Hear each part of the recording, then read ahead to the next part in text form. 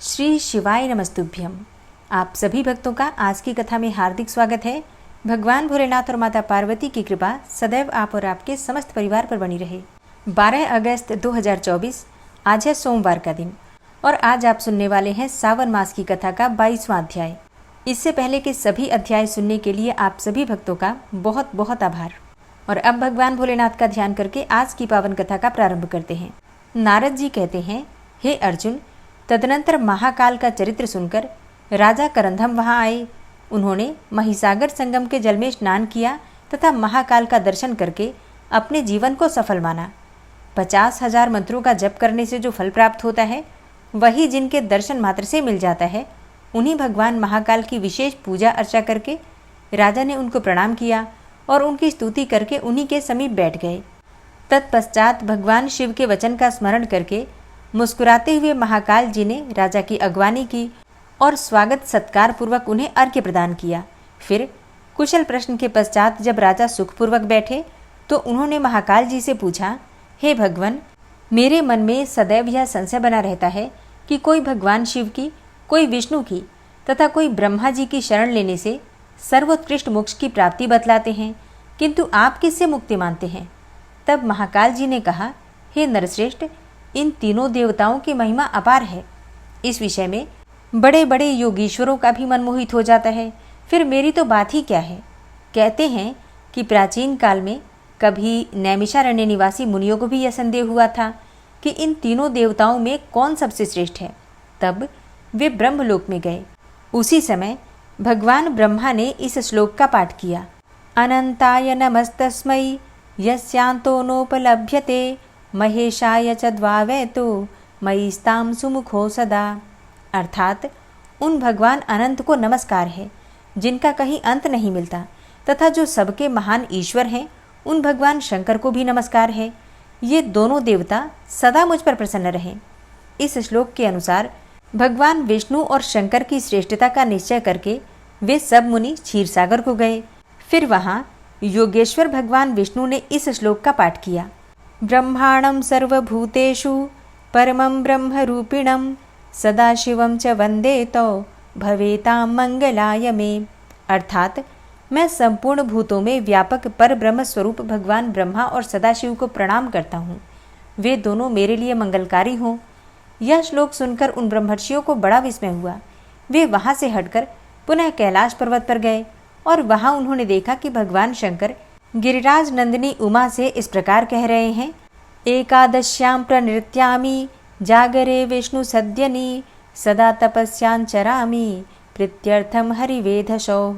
अर्थात, हे देवी, मैं भगवान विष्णु और ब्रह्मा जी की प्रसन्नता के लिए भगवान विष्णु के मंदिर में एकादशी को जागरण पूर्वक नृत्य करता हूँ तथा उन्हीं दोनों की प्रसन्नता के लिए सदा तपस्या भी किया करता हूँ।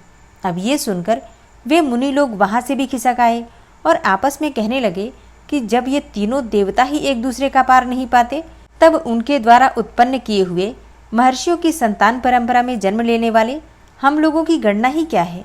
जो इन तीनों में से किसी एक को उत्तम, मध्यम या अधम बतलाते हैं, वे झूठ बोलने वाले और पापात्मा हैं। उन्हें निश्चय ही नरक में जाना पड़ता है। हे राजेंद्र, नैमिषारण्यवासी तपस्वी मुनियों ने ऐसा ही निश्चय किया। यह सत्य ही है और मेरा भी यही स्पष्ट मत है। सहस्त्रों जप करने वाले, सहस्त्रों वैष्णव तथा सहस्त्रों शैव ब्रह्मा, विष्णु और शिव का अनुगमन अर्थात आराधन करके अपने को संसार बंधन से मुक्त कर चुके हैं। इसलिए जिसका हार्दिक अनुराग जिस देवता के प्रति स्पष्ट रूप से प्रकट हो, वह उसी का भजन करे। इससे वह पाप रहित हो सकता है। यही मेरा सर्वोत्तम मत है। तब करंधम ने पूछा, हे विप्रवर, वे कौन से पाप हैं जिनके द्वारा मोहित चित्त वाले मनुष्य का मन ना तो देवता में लगता है और ना ही धर्मों में? तब महाकाल ने कहा, हे राजन, अपनी चित्त वृत्तियों के भेद से अधर्म के भेद जानने चाहिए। अधर्म 3 प्रकार के होते हैं, स्थूल, सूक्ष्म और अत्यंत सूक्ष्म। ये ही अपने करोड़ों भेदों के द्वारा अनेकों प्रकार के हो जाते हैं। इनमें से जो स्थूल पाप समुदाय नरक की प्राप्ति कराने वाले हैं, उनका संक्षेप से वर्णन किया जाता है। तुम ध्यानपूर्वक सुनो। उन पापों का अनुष्ठान मन, वाणी और कर्मों द्वारा होता है। उनमें से मानसिक पाप के 4 भेद हैं। पहला है पर स्त्री चिंतन, दूसरा है दूसरों के धन हड़प लेने का संकल्प करना। और तीसरा पाप है अपने मन से किसी का भी अनिष्ट चिंतन करना, अर्थात किसी का बुरा सोचना। तथा चौथा पाप है न करने योग्य कार्यों के लिए मन में आग्रह रखना। इसी प्रकार वाचिक पाप कर्म के भी 4 भेद हैं। असंगत वचन बोलना ये पहला पाप है। दूसरा पाप है झूठ बोलना। तीसरा पाप है अप्रिय भाषण करना तथा दूसरों की निंदा और चुगली करना, ये चौथा पाप है। इसी प्रकार से शारीरिक पाप कर्म भी 4 प्रकार के होते हैं। पहला है अभक्ष्य भक्षण, अर्थात जो चीज़ें खाने लायक ना हो ऐसी चीज़ों को ग्रहण करना। दूसरा है हिंसा। तीसरा है मिथ्या भोगों का सेवन करना तथा चौथा है पराये धन का अपहरण करना। इस प्रकार मन, वाणी और शरीर से होने वाले ये 12 प्रकार के पाप कर्म बताए गए। इनके भेदों का भी पुनः वर्णन करूंगा, जिनका फल अनंत है। जो संसार समुद्र से तारने वाले महादेव जी से द्वेष रखते हैं, वे महान पातकों से युक्त होने के कारण नरक की अग्नियों में जलते हैं। निरंतर फल देने वाले 6 महापातक बताए जाते हैं, जिनमें पहला है जो मंदिर आदि में भगवान शंकर को देखकर न तो नमस्कार करते हैं और दूसरा है न उनकी स्तुति ही करते हैं।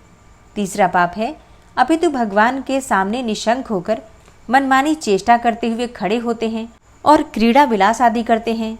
चौथा पाप है भगवान शिव तथा गुरुजन के समीप पूजा, नमस्कार आदि आवश्यक शिष्टाचारों का पालन नहीं करते। पांचवा है शिव शास्त्रों में बताए हुए सदाचार को नहीं मानते। और छठा पाप है शिव भक्तों से द्वेष रखते हैं। ये 6 प्रकार के मनुष्य महापातकी समझे जाते हैं। जो पापात्मा अपने गुरु का, कष्ट में पड़े हुए व्यक्ति का, असमर्थ पुरुष का, विदेश गए हुए व्यक्ति का तथा शत्रुओं द्वारा अपमानित मनुष्य का परित्याग करता है अथवा उनके स्त्री, पुत्र एवं मित्रों की अवहेलना करता है, उसका यह कृत्य गुरु निंदा के समान महापातक समझना चाहिए। ब्रह्म हत्यारा, मदिरा पीने वाला, स्वर्ण की चोरी करने वाला, गुरु पत्नीगामी, ये 4 महापातकी हैं। और जो मनुष्य इनके पास संसर्ग रखता है वह 5वां महापातकी है। जो लोग क्रोध से, द्वेष से, भय से अथवा लोभ से ब्राह्मण पर उसके मर्म को अत्यंत पीड़ा पहुंचाने वाले महान दोष का आरोप करते हैं, वे ब्रह्म हत्यारे कहे गए हैं। जो याचना करने वाले अकिंचन ब्राह्मण को बुलाकर पीछे नहीं है ऐसा कहते हुए देना अस्वीकार कर देता है, वह भी ब्रह्म हत्या करने वाला माना गया है। जो सभा में उदासीन भाव से बैठे हुए श्रेष्ठ ब्राह्मण को अपने विद्या अभिमान से निस्तेज करने की चेष्टा करता है, वह ब्राह्मण घाती बताया गया है। जो गुरुजनों के साथ बलपूर्वक विरोध करके अपने झूठे गुणों का बखान करते हुए अपने आप को उत्कृष्ट सिद्ध करना चाहता है, उसे भी ब्रह्म हत्यारा ही कहा गया है। भूख प्यास से जिनके शरीर को संताप हो रहा है, अतएव जो भोजन करने के इच्छुक हैं, ऐसे ब्राह्मणों के भोजन में जो विघ्न डालता है, उसे भी ब्राह्मण घाती ही कहते हैं। जो सबकी चुगली करता है, सब लोगों के छिद्र ढूंढने में ही लगा रहता है, सबके मन में उद्वेग पैदा करता है तथा जिसमें क्रूरता भरी हुई है, ऐसा मनुष्य भी ब्रह्म हत्यारा ही माना गया है। जो प्यास से पीड़ित हो जल पीने के लिए जलाशय पर जाती हुई गऊओं के मार्ग में विघ्न उपस्थित करता है, उसे गोघाती कहते हैं। ब्राह्मणों ने न्यायपूर्वक जिस धन का उपार्जन किया है, उसे छल बल से हर लेना ब्रह्म हत्या के समान माना गया है। माता पिता का त्याग करना, झूठी गवाही देना, अपने मित्र का वध करना, अभक्ष्य भक्षण करना, किसी स्वार्थवश वन जंतुओं का वध करना, क्रोध में आकर गांव, वन और गौशालाओं में आग लगा देना इत्यादि बड़े भयानक पाप मदिरापान के समान माने गए हैं।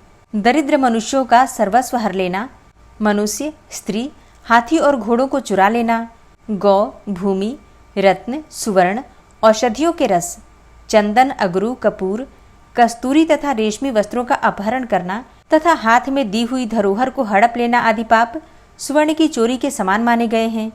पुत्र और मित्र की स्त्रियों तथा बहनों के साथ संभोग करना, कन्या के साथ व्यभिचार का दुस्साहस करना, चांडाल की स्त्रियों को अपने उपभोग में लाना तथा अपने समान वर्ण वाली स्त्री के साथ भी व्यभिचार करना गुरुपत्नी गमन के समान माना गया है। अहंकार, अधिक क्रोध, पाखंड, कृतज्ञता, अत्यंत विषयाशक्ति, कृपणता, शठता और ईर्ष्या तथा बिना किसी अपराध के ही पुत्र, मित्र, पत्नी, स्वामी और सेवकों का परित्याग करना, साधु, बंधु, तपस्वी, गाय, क्षत्रिय, वैश्य, स्त्री और शूद्रों को मारना पीटना, और भगवान शिव के आवास स्थान पर लगे हुए वृक्षों और पुष्प वाटिका आदि को नष्ट करना। जो यज्ञ के अधिकारी नहीं हैं उनका यज्ञ कराना। जिनसे याचना करना उचित नहीं उनसे याचना करना। यज्ञ, बगीचा, पोखरा, पत्नी और संतान को बेचना। तीर्थ यात्रा, उपवास, व्रत तथा मंदिर निर्माण आदि के पुण्यों का विक्रय करना। स्त्री के धन से जीविका चलाना। स्त्रियों के अत्यंत वशीभूत रहना। स्त्रियों की रक्षा न करना। ऋण न चुकाना। झूठ बोलकर जीविका चलाना। साध्वी कन्या की बातों में दोष निकालना। विष तथा मारण यंत्रों का प्रयोग करना। किसी का मूलोच्छेद कर डालना। उच्चाटन एवं अभिचार कर्म करना। राग और द्वेष के कार्य करना। समय पर संस्कार न कराना। स्वीकार किए हुए व्रत का परित्याग कर देना। सब प्रकार के आहारों का सेवन करना। असत शास्त्रों के अनुसार चलना। सूखे तर्क का सहारा लेना। देवता, अग्नि, गुरु, साधु, गौ, ब्राह्मण, राजाओं तथा चक्रवर्ती नरेशों की उनके सामने या परोक्ष में निंदा करना, ये सब उपपातक हैं। जिन्होंने श्राद्ध और देव यज्ञ का परित्याग कर दिया है, अपने वर्णाश्रमोचित कर्मों को सर्वथा छोड़ दिया है, जो दुराचारी हैं, नास्तिक हैं, पापी और सदा झूठ बोलने वाले हैं, जो पर्व के समय अथवा दिन में, जल में, विपरीत योनि में, पशु योनि में, रजस्वलाओं में अथवा अयोनि में मैथुन करता है, जो सबसे अप्रिय बोलते हैं, क्रूर हैं, प्रतिज्ञा को तोड़ने वाले हैं, तालाब और कुओं को नष्ट करने वाले हैं, जो रस का विक्रय करते हैं तथा एक ही पंक्ति में बैठे हुए लोगों को भोजन कराते समय पंक्ति भेद करते हैं, वे लोग इन सभी पापों के कारण उपपातकी माने गए हैं। जो इनकी अपेक्षा कुछ न्यून श्रेणी के पापों से युक्त हैं, वे पापी कहलाते हैं। अब उनका वर्णन सुनो। जो गौ, ब्राह्मण, कन्या, स्वामी, मित्र तथा तपस्वी जनों के कार्यों में अंतर डालते हैं, वे पापी माने गए हैं। जो दूसरों की संपत्ति से जलते हैं, नीच जाति की स्त्री का सेवन करते हैं, गौशाला, अग्नि, जल, सड़क तथा वृक्षों की छाया में, वृक्षों पर, मंदिरों और बगीचों में जो लोग मलमूत्र आदि का त्याग करते हैं, वे पापी हैं।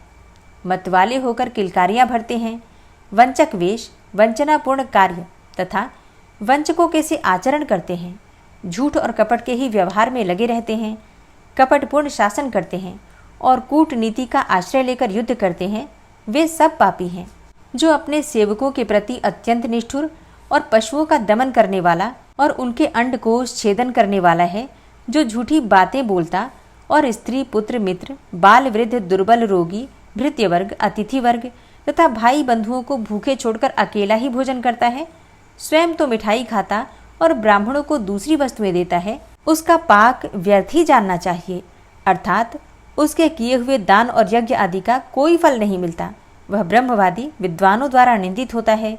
जो अजितेंद्रिय मनुष्य स्वयं ही कोई नियम लेकर फिर उन्हें त्याग देते हैं, प्रतिदिन गऊओं को मारते और उन्हें बार बार त्रास देते हैं, जो दुर्बलों का पोषण नहीं करते, पशुओं के ऊपर अधिक भार लादकर उन्हें पीड़ा देते हैं, उनकी पीठ में घाव हो जाने पर भी उन्हें सवारी में जोतते हैं, उनको भोजन न देकर स्वयं खाते हैं और रोगी होने पर भी उनकी दवा नहीं कराते, वे सब पापी हैं।